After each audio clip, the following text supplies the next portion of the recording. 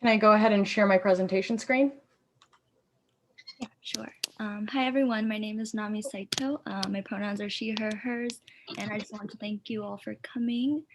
We will be having closed captions available, so if you would like to use that function, there's a button on the bottom of the Zoom menu where you can press live transcript to have access to that.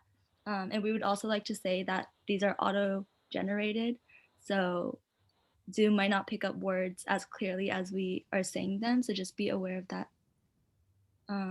And the Center for Service and Action is pleased to welcome Serrina Ruggles to our 19th Annual Social Justice Conference. She will be discussing about allies in the fight for LGBTQ plus liberation. So Serrina, if you would please. Thank you. Hello, it's nice to meet you. And then Nami, could you make me co-host so I can share my screen? I can. Sorry about Thanks. All right.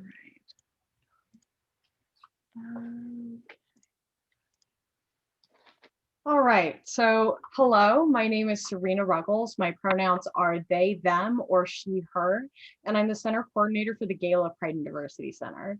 Thank you so much for joining us today in this presentation about allies in the fight for LGBTQ plus liberation. So in the past decade, we've seen tremendous progress in the fight for LGBTQ equality. We've seen the legalization of gay marriage, increased protections for LGBTQ people in the workplace, housing, and insurance industries at both state and federal levels. However, we also saw how easy it was for so many of these protections to be dismantled during the Trump presidency. While many of the anti-LGBTQ rulings have since been reversed by the Biden administration, many are starting to recognize how tenuous these protections really are. The results of the 2016 election came as a shock to many Americans, but the force that claimed the election had been quietly flourishing online for years, cultivating highly effective propaganda techniques. More and more, we see these battles playing out in online spaces only for those same talking points to be adopted by anti-equality politicians. Rarely do we see a politician who will outright say that they don't support gay rights. Instead, they hide behind buzzwords and submit policies that quietly target minority communities without ever mentioning race, gender, or sexuality. We also see a shift in the fight against LGBTQ equality to focus on targeting transgender people. Conservatives have discovered that being openly anti-gay has severe political consequences, but our transgender siblings are still socially acceptable targets for bigotry, even within some LGBT communities. So a number of tactics have emerged in political and journalistic spheres from these online spaces.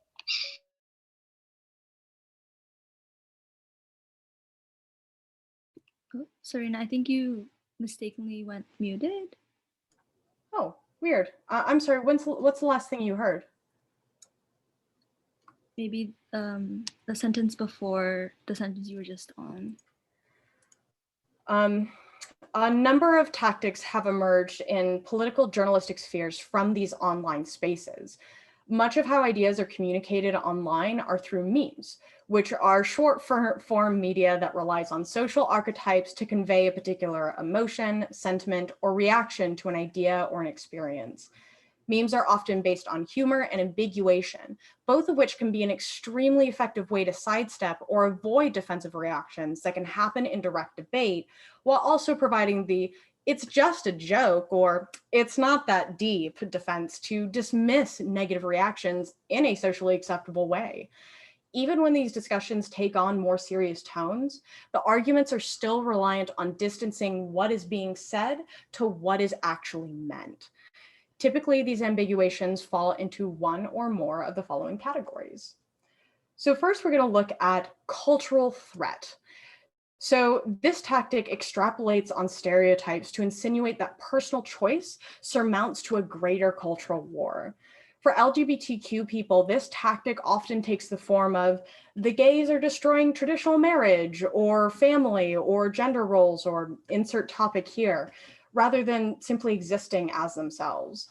While simple logic follows that individual choices about clothing, consensual relationships, or diet do not violate the freedom of general society, this kind of dog whistle activates and further enforces the perhaps unconscious stereotype held by the target audience. So in this example, the author is comparing the very clearly masculine, clearly heterosexual fashion of these young men in the 50s to the pastel, baggy, long-haired fashion of the young men in 2017. You see how feminine this new fashion is? The gays have turned our young people queer. Look how straight and masculine these young men used to be.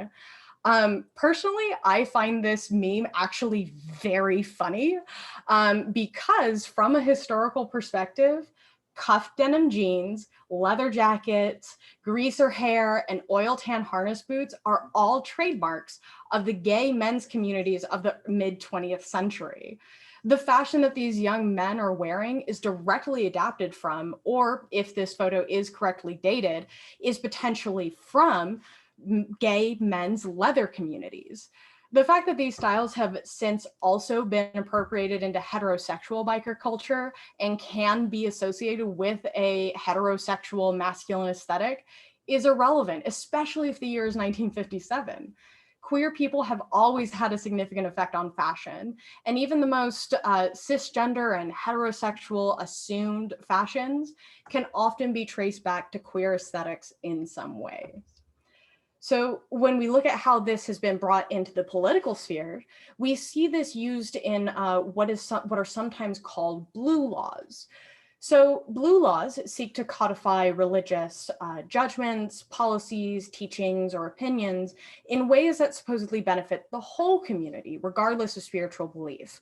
Most commonly we see blue laws refer to laws that make Christmas a paid holiday, require stores to close on Sundays, or laws that prohibit indecent sexual or romantic behavior between consenting adults.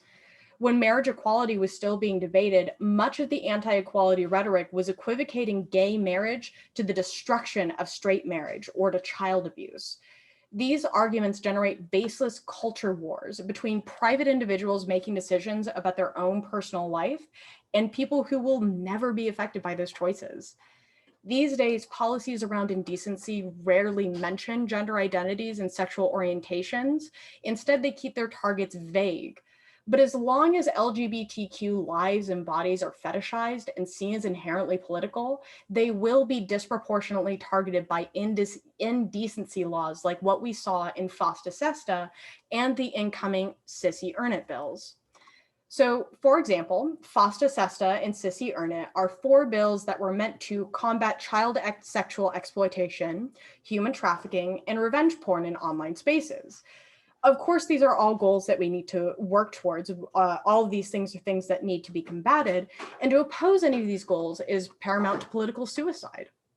However, since these laws were written without input from and even direct opposition to input from human rights organizations, child protective groups, sex workers, and LGBTQ people, FOSTA and SESTA have proved to be disastrous.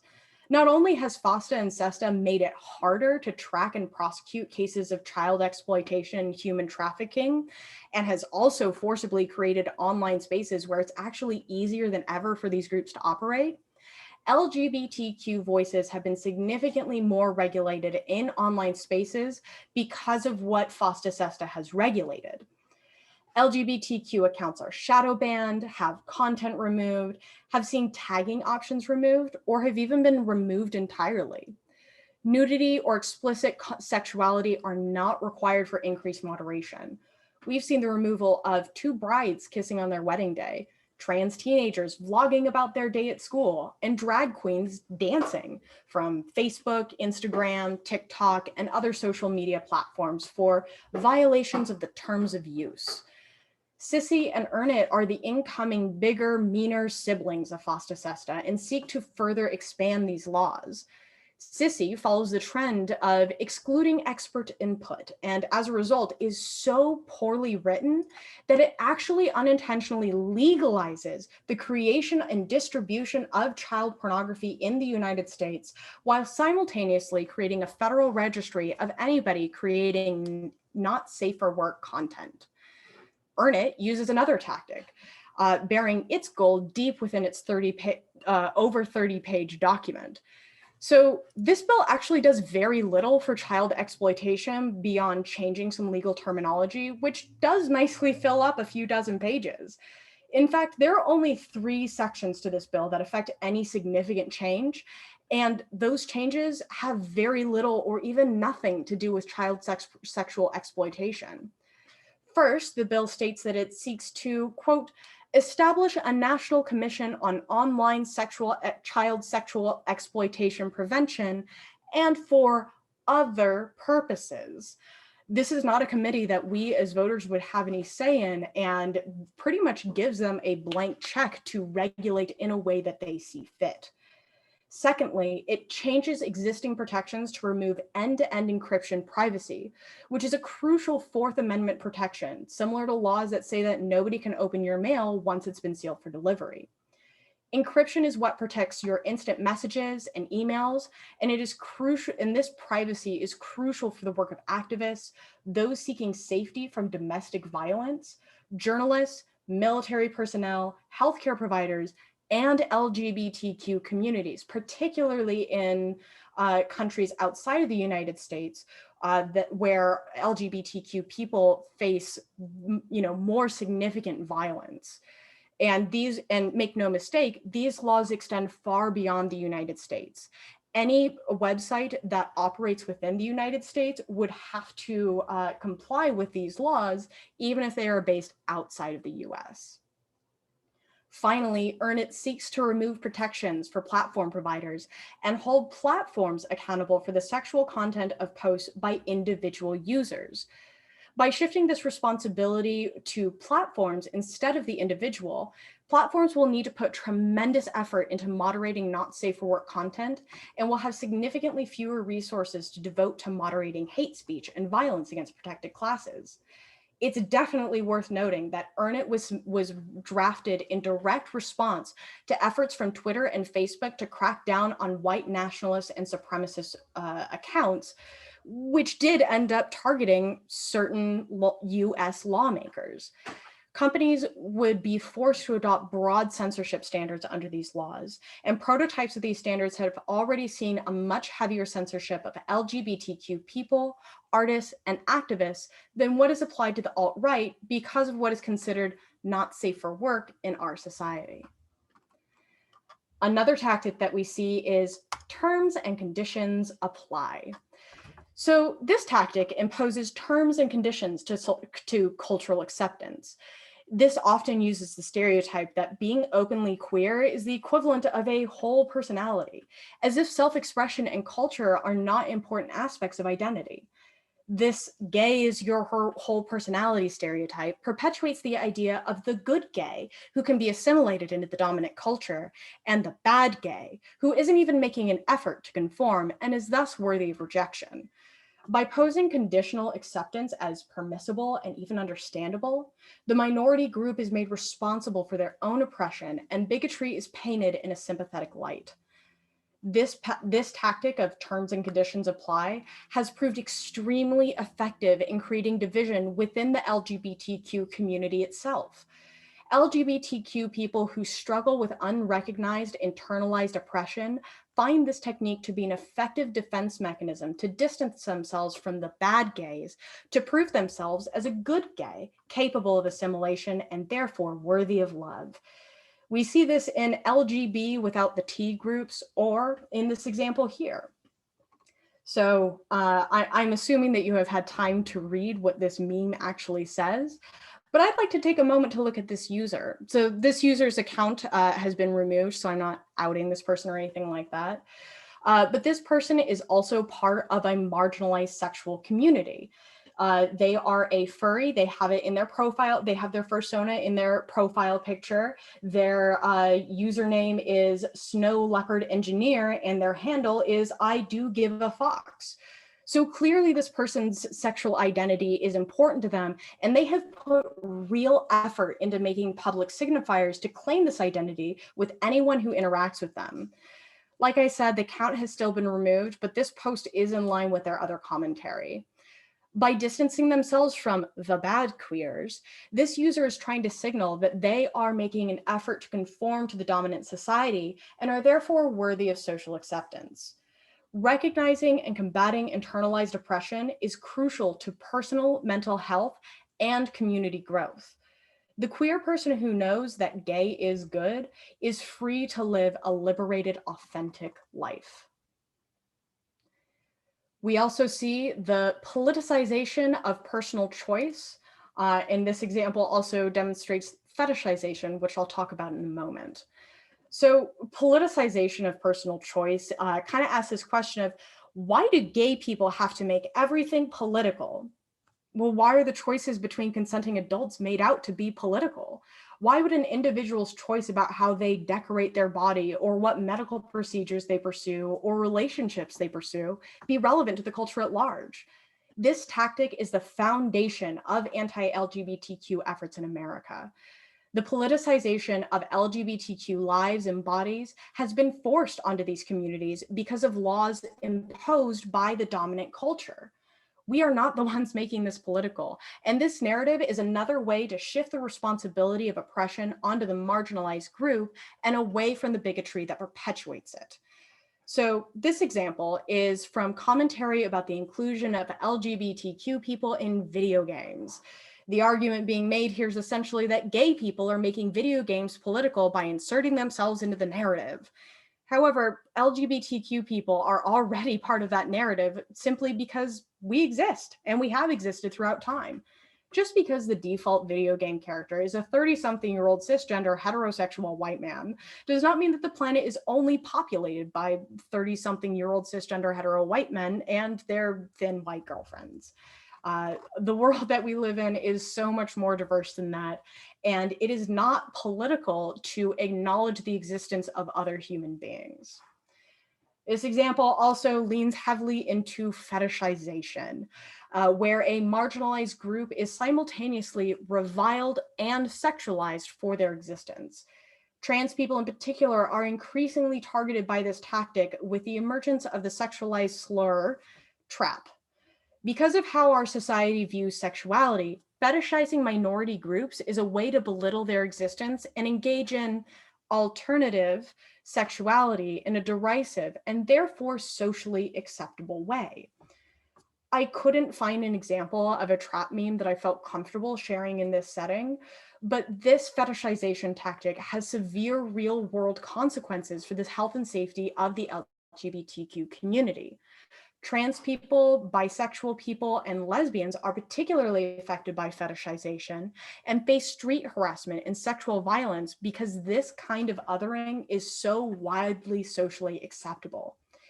This effect extends further into what is called the gay panic defense, where it is legally permissible to murder a gay or trans person if the killer was sexually attracted to their victim.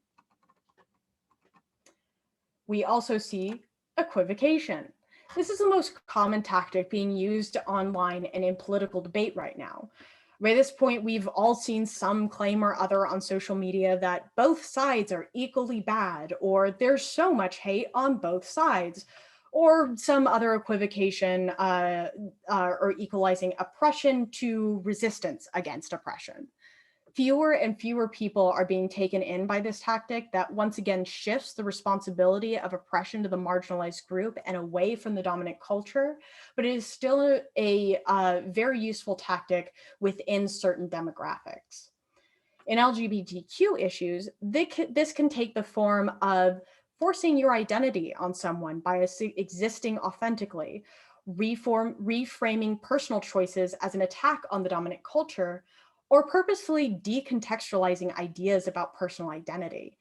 In this particularly absurd example, the author is trying to equivocate gender and racial identities while simultaneously posing that marginalized identities can be chosen and weaponized against the dominant culture.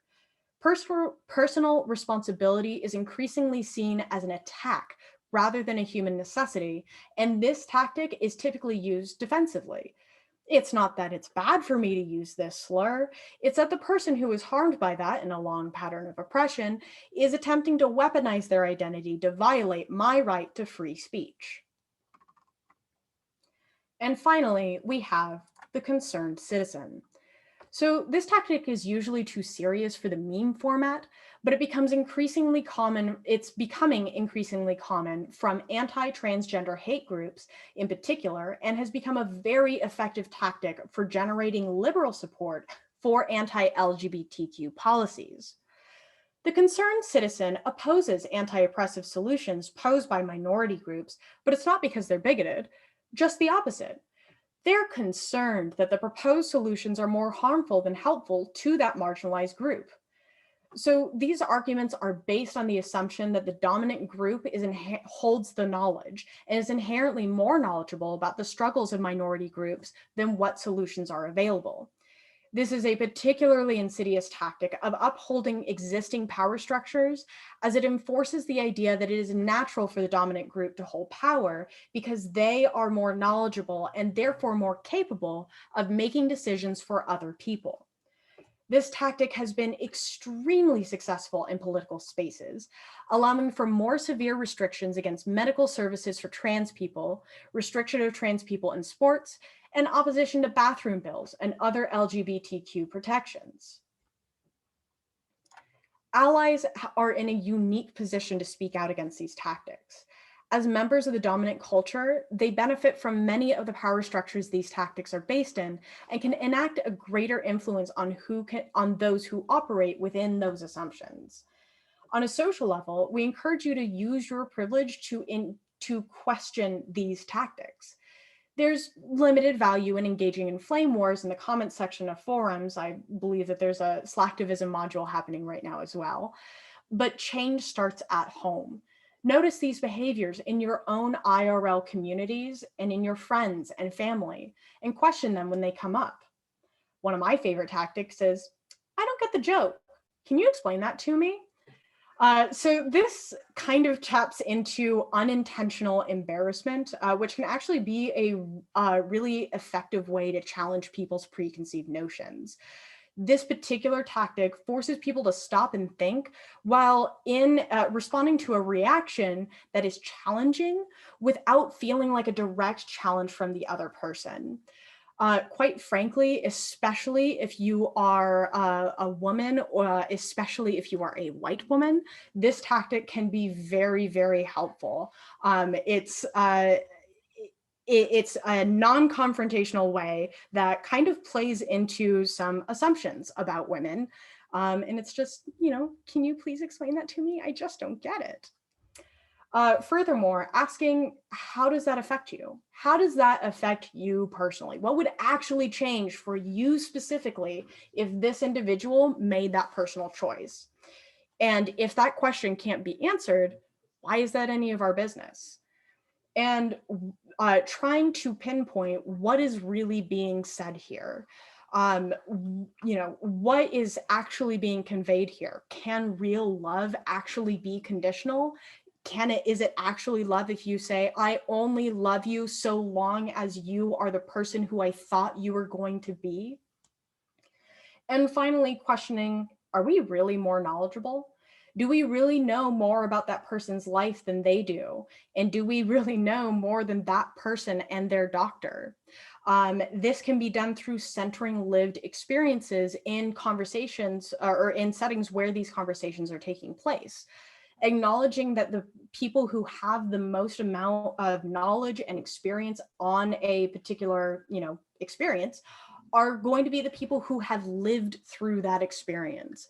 I guarantee you that trans people have done a lot more research on what medical options are available to them than pretty much any cis person you're going to meet. And in political spheres, identifying blue laws is a crucial way to identify potential anti-LGBTQ policies. So looking up for laws that seek to regulate indecency or not safe for work content, and question policies that regulate personal freedoms that have no impact outside of the individual making that choice. And along with this idea of centering lived experiences, question policies that were written for people of a marginalized group by people who do not belong to that marginalized group. And finally, of course, contacting your representatives is always going to be something that social activists are going to encourage.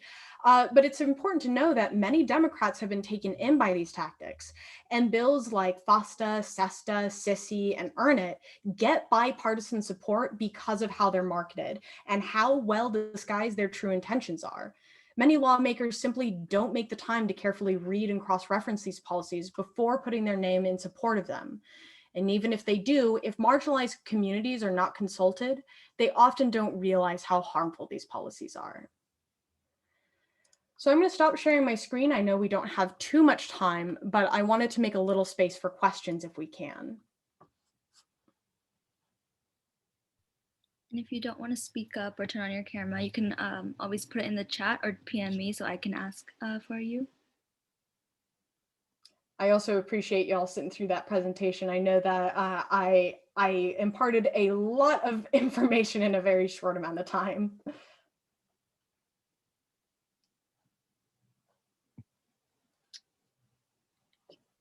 Any thoughts on performative allyship? So I think I might want a little bit more context on what you mean by performative. But the way that I've seen performative allyship is people stepping up and posting on social media, oh, well, I support gay marriage or whatever that issue might be. And I think that this can be a very good thing. It's very positive to see public support of these policies and of LGBTQ equality. However, if that's not also backed up by actual actions, I know a lot of people who posted about, oh, I'm in support of gay marriage. And then later on, I'm going to use a particular example. This person said, oh, well, I'm so annoyed with my lesbian coworker. I really like her, but I don't understand why she has to push it on her face. Oh, well, what is she doing? Oh, she wears a lesbian pride pin every single day. I didn't ask her about her sex life. I'm not sure how that person is communicating their sex life through a small pin, but that's really where performative allyship fails. Are you living through allyship, or are you making a statement to make yourself feel good and look good?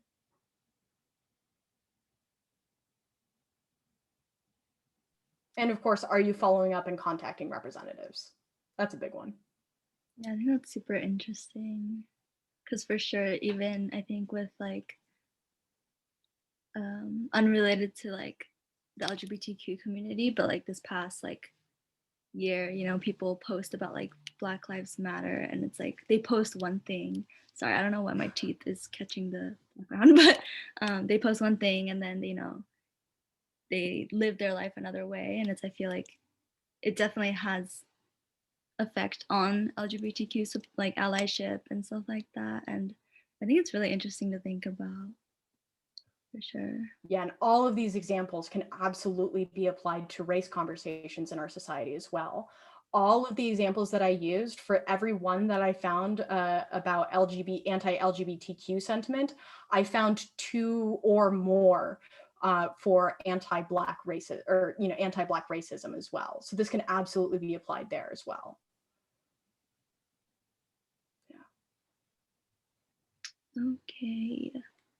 Well, thank you so much, Serrina, for your presentation and taking the time to like present to us and, you know, teach us about all of this like allyship and how everything like kind of affects into like our reality and our society today. I'm going to send a link right now in the chat, and it's just a survey feedback form, but it also enters you into the giveaway that we're having at the end of the day today, and it's going to be the CSQ mask that I have right here.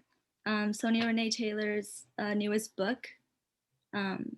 The Body is Not an Apology, and she was our keynote speaker earlier today, if you are not aware, and also a $20 Starbucks gift card. There will be another feedback form for the entire conference at the end during like the closing session. So if you guys want to join us there for like our last together presentation. But thank you everyone for coming and taking the time. Thank you all for having me. Have a wonderful day. Enjoy the conference.